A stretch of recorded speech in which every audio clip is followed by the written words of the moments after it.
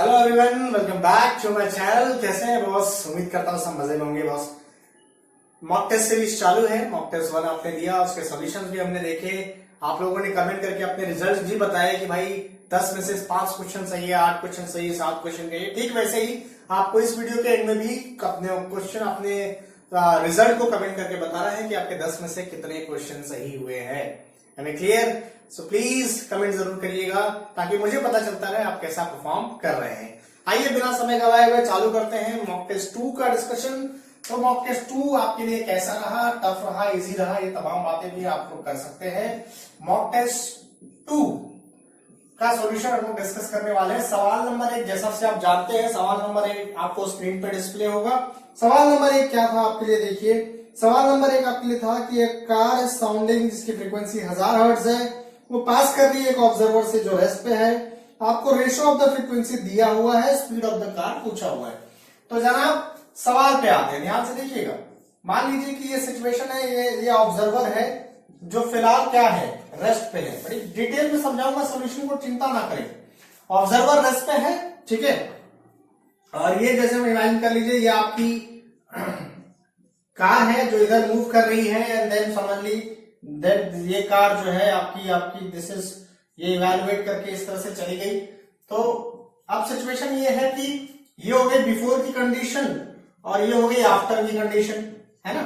आइए सॉल्यूशन को डिस्कस करते हैं। तो आपको पता है कि ये चीज सॉल्व करने के लिए जो रूल होता है दैट इज डॉपलर इफेक्ट, जिसका फॉर्मूला होता है N is equal to N V plus of minus V O upon V minus of plus V S. ये फॉर्मूला का यूज करने का एक बेसिक तरीका है बेटा। क्या तरीका है तो ध्यान रहे, इस फॉर्मूला का यूज करने के लिए आपको एक बेसिक मेथड का इस्तेमाल करना पड़ता है।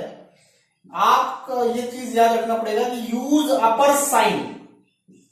Use upper sign, upper sign का इस्तेमाल कब करेंगे? जब आपको लग रहा है कि फ्रीक्वेंसी जो है यानी साउंड जो है, आप ये अज्यूम कर रहे हैं कि साउंड जो है वो बढ़ेगा। साउंड बढ़ेगा तो अपर साइन का इस्तेमाल होगा, साउंड घटेगा तो लोअर साइन का इस्तेमाल होगा। That's all. यहां से यहां जब जाएगा तो साउंड बढ़ेगा और यहां से यहां जब जाएगा तो साउंड घटेगा। तो अगर इस हिसाब से हम लोग इसके हिसाब से टैली करते हैं तो बिफोर की कंडीशन में जो फॉर्मूला होगा, बिफोर की कंडीशन में फॉर्मूला होगा and S is equal to N V, observer की वेलोसिटी 0 है तो v upon v minus V S. ये बिफोर की कंडीशन का फॉर्मूला हो गया। आफ्टर की कंडीशन का फॉर्मूला हो गया and dash is equal to N V upon V plus V S. आपका बिफोर कंडीशन का फॉर्मूला आ गया, आफ्टर कंडीशन का फॉर्मूला आ गया। दोनों को सिंपली डिवाइड कर दीजिए। जैसे ही आप दोनों को डिवाइड कर देंगे क्या आपके सामने आ जाएगा? आपको कहा गया है कि बिफोर कंडीशन और आफ्टर कंडीशन को जब आप डिवाइड करते हो तो इनका रिलेशन आपको दिया गया है 11/9। तो आपको सिंपल आ गया 11/9 equal to V plus V S upon V minus V S. My dear, जैसे आप इस इक्वेशन को सॉल्व करेंगे तो आपको Vs की वैल्यू मिल जाएगी 1/10V। Vs की वैल्यू मिल जाएगी 1/10V। सो 1/10V ऑप्शन के हिसाब से आपका ए ऑप्शन करेक्ट अगर आपका आया है तो मुबारक हो। This is the solution of the question. Clear? आइए सवाल नंबर 2 की ओर बढ़ते हैं। जनाब आली हुजूर आला, चले सभी लोग ध्यान से सुनेंगे इस बात को, चलते रहेंगे अगले सवाल की ओर। अगला सवाल नंबर 2 आपके लिए स्क्रीन पे ये रहा। देखिए बॉस, सवाल नंबर 2 आपको कह रहा है कि इन करंट कैरिंग सोलेनॉइड, सोलेनॉइड में अगर करंट फ्लो हो रहा है तो उसकी मैग्नेटिक फील्ड किस चीज पे डिपेंड नहीं करती है? भाई सोलेनॉइड की मैग्नेटिक फील्ड का फॉर्मूला मैं आपको रिकॉल करा दूं तो वो होता है mu naught N I. Mu naught N I, यहाँ पे n का मतलब होता है number of turns per unit length. तो आइए ऑप्शन चेक करते हैं। पहला, क्या ये number of turns per unit length पे डिपेंड करता है? यस, ये number of turns per unit length पे डिपेंड करता है। दूसरा भाई साहब कि ये जो है ये करंट पे डिपेंड करता है। बेशक दिख रहा है करंट पे डिपेंड करता है। तीसरा है, क्या ये रेडियस पे डिपेंड करता है? जनाब रेडियस कहीं नहीं है, मतलब ये रेडियस पे डिपेंड नहीं करता। तो सवाल का जवाब सी। बहुत अच्छे गुरु। चलिए आइए आइए आइए, सवाल नंबर 2 का सी आंसर आपके सामने। सवाल नंबर 3 आपके सामने ये रहा तड़कता भड़कता सवाल। देखे बालक, सवाल नंबर 3 आपके सामने बहुत ही मजेदार सवाल है ना। कुछ तूफानी करने के मूड में था वो, सवाल डिजाइन हो गया वैसे। देखो सवाल क्या कहता है, देखो बेटा सवाल आपके सामने कुछ इस प्रकार का है। आपको 2 सिचुएशन कंपेयर करनी है। एक ये सिचुएशन है, एक्स से बी पॉइंट तक पहुंचना है और दूसरा ये सिचुएशन है, ये स्मॉल एच से ए पॉइंट तक पहुंच रहा है, दोनों जगह एनर्जी कंजर्वेशन लगाओ। कहां पे? एनर्जी कंजर्वेशन बिटवीन, आप अगर मैं इसको नाम देता हूं सी, उसके नाम देता हूं डी, तो आपको लगाना है एनर्जी कंजर्वेशन। लॉजिक ध्यान से लिखिएगा, आपको स्मॉल एच और कैपिटल एच में आंसर चाहिए तो एनर्जी कंजर्वेशन लगाना पड़ेगा, पहले लगाना पड़ेगा सीबी में, फिर लगाना पड़ेगा डीए में, ठीक है। तो सी और बी में लगाते हैं एनर्जी कंजर्वेशन, मतलब यहाँ पे जो initial energy that is potential energy, तो पोटेंशियल एनर्जी का फॉर्मूला रहेगा एम जी कैपिटल एच, है ना। काइनेटिक एनर्जी, आपको पता है कि वर्टिकल सर्कुलर मोशन में लोएस्ट पॉइंट पे जो वेलोसिटी होती है वो रहती है √5gr, और हाईएस्ट पॉइंट पे जो वेलोसिटी रहती है √rg। ये दोनों बातें आप बहुत अच्छे से जानते हैं माय डियर। तो ये सारी चीजें तो यहाँ पे हो जाएगा हाफ एम, इसका स्क्वायर हो जाएगा तो ये होगा 5rg। कंपेयर करेंगे, एम ने एम को कैंसिल कर दिया तो एम जी कैंसिल हो गया, तो आपके पास एच की वैल्यू आ गई 5/2r। बहुत बढ़िया, ये हो गया एनर्जी कंजर्वेशन लगाने का फायदा सी और बी में। इसी तरीके से आप एनर्जी कंजर्वेशन कहां पे लगाएंगे भाई? तो आप एनर्जी कंजर्वेशन लगाएंगे डी और ए में। तो जैसे आप डी और ए में एनर्जी कंजर्वेशन लगाएंगे तो फॉर्मूला हो जाएगा एम जी छोटा H equal to half M V square. अब यार वी स्क्वायर की वैल्यू क्या है जरा देखिए जरा, है ना। तो वी स्क्वायर की वैल्यू किस हिसाब से जा रही है? तो वी स्क्वायर यानी √rg, तो यहाँ पे √rg आ जाएगा। Again M N G getting cancel, तो एच की वैल्यू आ जाएगा r/2। अब यार ये एच और आर को जरा डिवाइड कर लीजिए। जैसे आप एच और आर को डिवाइड करेंगे, आप बहुत अच्छे से जानते हैं कि एच और स्मॉल एच को अगर आप डिवाइड करते हैं तो आपका आंसर आता है 5। सो 5 is an answer of your question. So this is what the expectation. The answer of the question are 5 बोले तो D option is correct, my dear, D option। अगर आपका आया होगा तो मुबारक, नहीं आया होगा तो प्लीज नोट इट डाउन। आइए अगले सवाल की ओर बढ़ते हैं। सवाल नंबर 4 आपके लिए स्क्रीन पे ये रहा।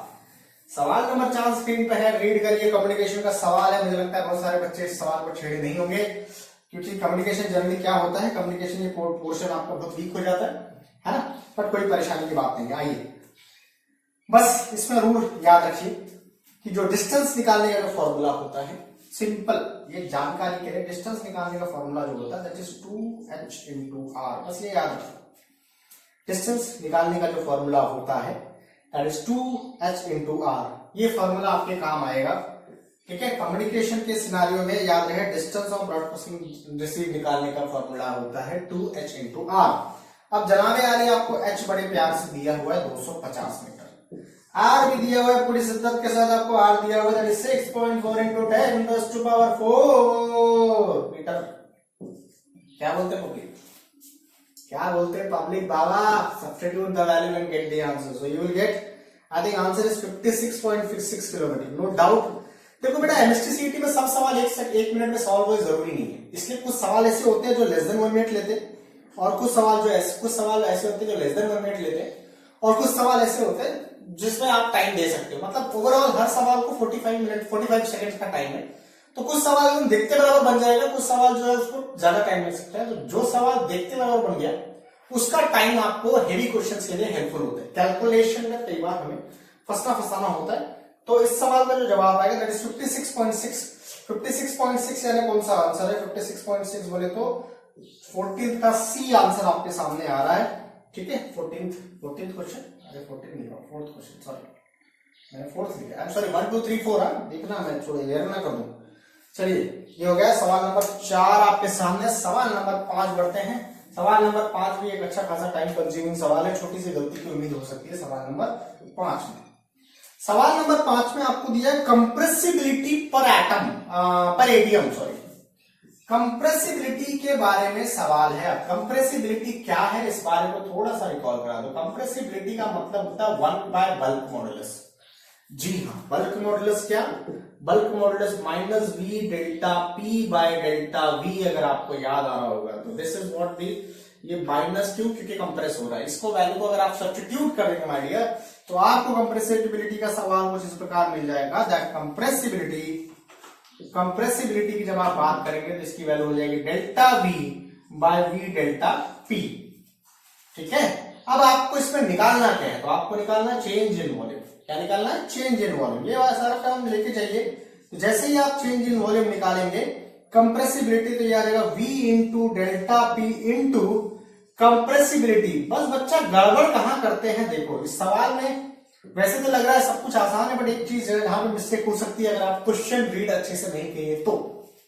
देखिए वॉल्यूम के लिए दिक्कत नहीं जाएगी, वॉल्यूम आपको दिया हुआ है तो वॉल्यूम हो गया 100 इंटू सेंटीमीटर क्यूब यानी 10⁻⁻�6। प्रेशर आपको दिया है 100 एटीएम, मतलब 100 एटीएम का मतलब 10⁻5 इंटू कंप्रेसिबिलिटी की वैल्यू आपने डाला होगा 4 इंटू 10⁻⁻5। अगर लोग इसको सॉल्व कर दिए होंगे तो आपका आंसर नहीं आया होगा, या जो भी आया होगा वो गलत होगा, क्योंकि कंप्रेसिबिलिटी आपको क्या दिया है, read the question carefully, read the question carefully. Compressibility आपको दिया है, compressibility of the water is 4 into 10⁻⁵ पर एटीएम, यानी this should be divided by 10⁻⁵। अब 10⁻⁵ ने 10⁻⁵ को कैंसिल कर दिया, ये हो गया 10⁻⁴, 10⁻⁴ इससे कैंसिल हो गया, तो यहाँ पे आंसर आता है 0.4 इंटू 10⁻⁻6। तो this will be the answer of your question, 0.4 into 10⁻⁻6। 0.4 into 10⁻⁻6 को क्या लिखा जा सकता है, ये आप ऑप्शन देख के बहुत अच्छे से जज कर सकते हैं my dear. This is 0.4 into 10⁻⁻6, क्या आंसर आएगा C parameter. Is it clear? That is centimetre cube. Done. 10⁻⁻6 centimetre का इवैल्यूएशन। आइए सवाल नंबर 6 की ओर बढ़ते हैं। मिस्टेक कहां हो सकती है, कहां हुई होगी, प्लीज मेक श्योर। आइए सवाल नंबर 6 की ओर बढ़ते हैं। सवाल नंबर 6 आपके लिए स्क्रीन पे ये रहा, डिस्प्ले हो चुका है, कृपया रीड कर लें, तब तक हम सॉल्यूशन पे आते हैं। मोमेंटम आपको दिया हुआ है एंड फ्रीक्वेंसी आप पे पूछ रहा है। अभी भाई साहब मोमेंटम दिया है और फ्रीक्वेंसी पूछ रहे हैं, तो मोमेंटम का फॉर्मूला, फ्रीक्वेंसी का फॉर्मूला, कुछ रिलेशन, कुछ है, कुछ चीजें याद है तो देखिए। तो याद होगा एनर्जी जो है, अब ध्यान दीजिएगा, एनर्जी और मोमेंटम के रिलेशंस किस हिसाब से वैरी करते हैं। आपको क्या बोला गया है, देखो, momentum of the photon is p and it's frequency is, आपको क्या पूछा है, फ्रीक्वेंसी निकालिए। फ्रीक्वेंसी और मोमेंटम में क्या रिलेशन है, तो याद करिए अगर आपको कुछ याद आ रहा होगा। एनर्जी के रिस्पेक्ट में आंसर चाहिए, नहीं, ओके ठीक है।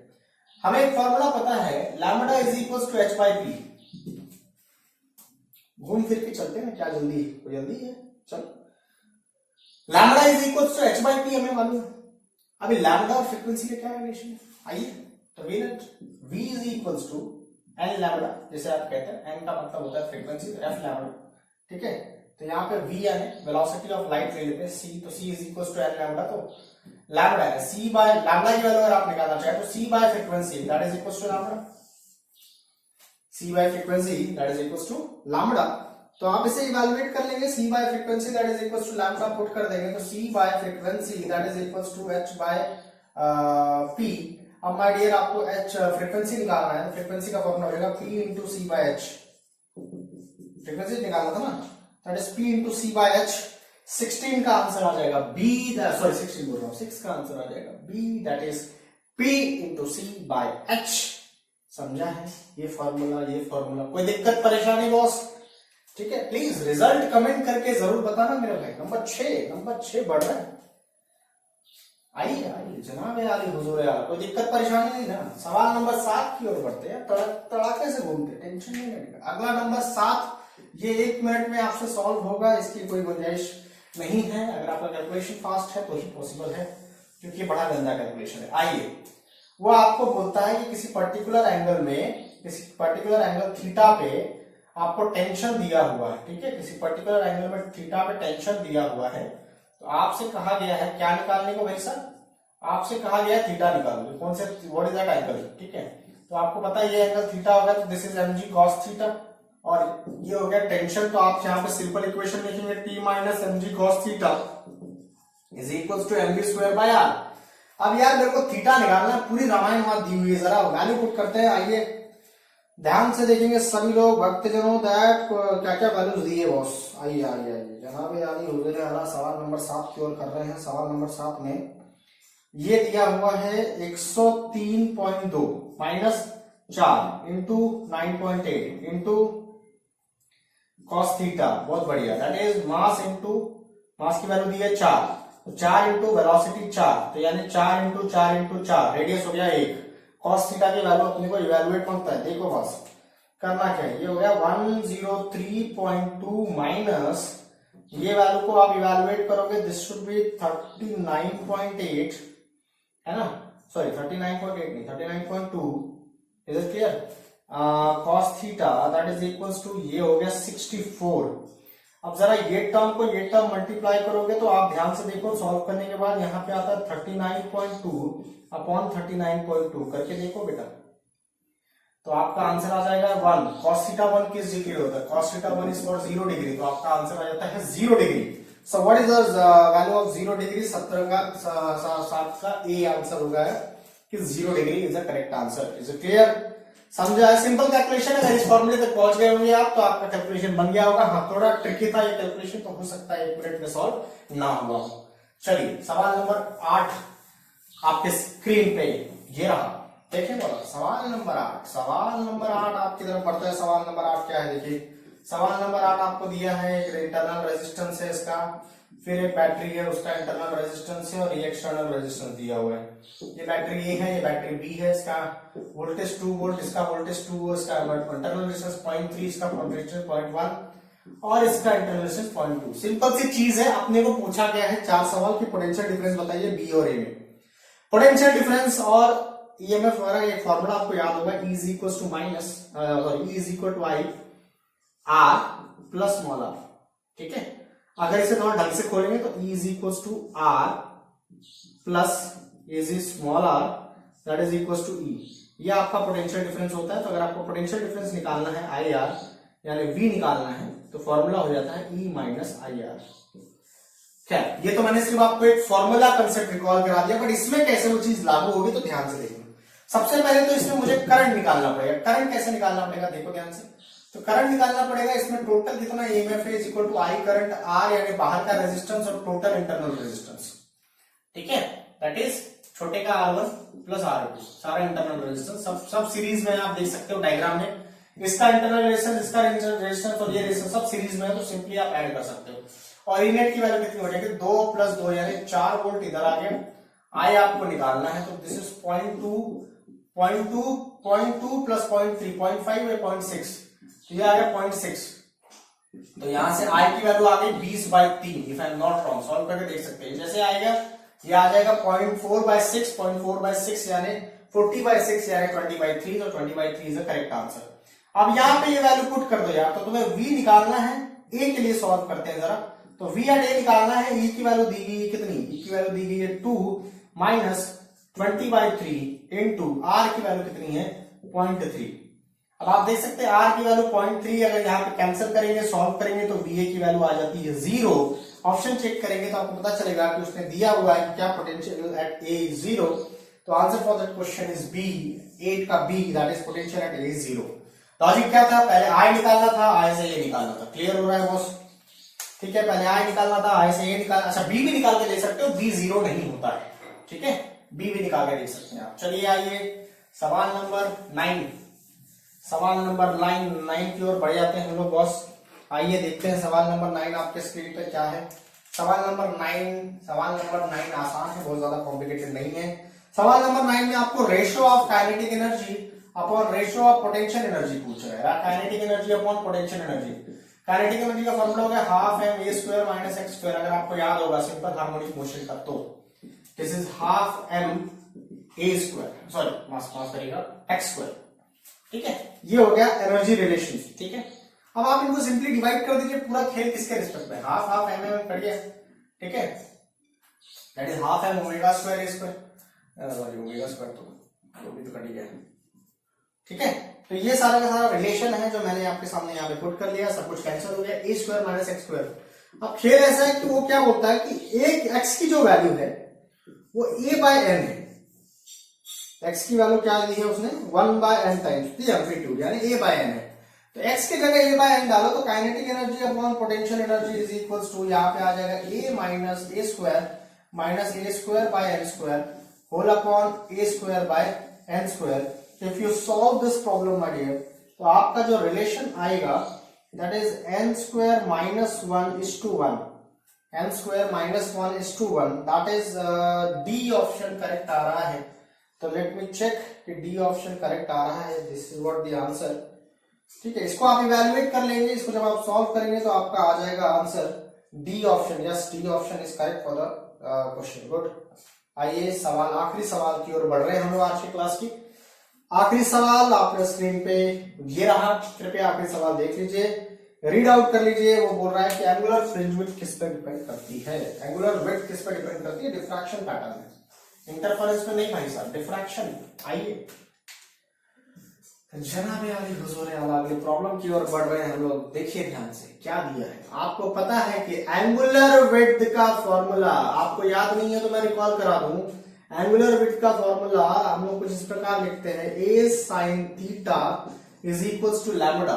याद करिए डिफ्रैक्शन में आपने ये रिजल्ट निकाला था, A is the distance between the slit, A sine theta equal to D lambda. तो इससे अगर आप इवेलुएट करेंगे तो यहाँ पे साइन थीटा की वैल्यू आ जाती है लैम्बडा बाय ए, और थीटा की वैल्यू आ जाती है sine inverse of lambda by A. ये तो एक साइड का हो गया ना, मतलब डिफ्रैक्शन पैटर्न क्या होता है, यहां से यहां आपने ये वाला पार्ट स्टडी किया, ये थीटा, लेकिन थीटा तो टोटल नीचे ऊपर दोनों होता है ना, आप ये स्टडी किए, ये तो बाकी है। मतलब जो टोटल एंगुलर विड्थ होती है वो होती है 2 थीटा, तो 2 theta is equal to 2 sine inverse of lambda by A. खैर अब सवाल पे चलते हैं। आइए सवाल क्या कह रहा है अभी? सवाल कह रहा है कि एंगुलर फ्रिंज विड्थ किन चीजों पे डिपेंड नहीं करती है? Angular centre fringe width does not depends on. अब central fringe width does not depends on the parameter, तो अब वो सारी चीजें आप देख लीजिए। आपके पास ऑप्शन है कि क्या वो distance between the slit and the source पे डिपेंड नहीं करती है, distance between the slit and the source पे डिपेंड कर रही है, वेवलेंथ ऑफ द लाइट पे डिपेंड कर रही है, विड्थ ऑफ द स्लिट पे डिपेंड कर रही है क्या, wavelength of the light use in the breadth of the slit पे डिपेंड कर रही है क्या? फॉर्मूला आपके सामने है मेरे। So the most appropriate answer जो उस प्रॉब्लम के लिए होगा that is option number A, कि भाई क्या अप्रोक्सीमेशन, क्या आइडिया, क्या चीजें हैं। तो ध्यान से देखेंगे दैट क्वेश्चन नंबर 10 आपके सामने, क्वेश्चन नंबर 10 का जो अप्रोच आंसर है दैट इज ऑप्शंस आपके सामने। Let me see on the options. That is distance between the slit and the source, sorry distance between the slit and the source. Distance between the slit यानी ये slit है और ये source है, यानी capital D. ठीक है, आप देख सकते हैं कहीं भी ये चीज कैपिटल डी पे डिपेंड नहीं करती है, तो ऑप्शन इसका हो जाएगा ए। बाकी अगर आप अदर ऑप्शन चेक करेंगे तो वेवलेंथ ऑफ द लाइट पे डिपेंड कर रहा है, विड्थ ऑफ द स्लिट पे डिपेंड कर रहा है, वेवलेंथ ऑफ द लाइट जो यूज हो रहा है और विड्थ दोनों पे भी वो डिपेंड कर रहा है, but distance between the slit and the string जो बड़ा डी है उस पर वो डिपेंड नहीं करता है। तो answer of the question is a. Is it clear? उम्मीद करता हूं आपको आपके सारे जवाब मिल गए होंगे।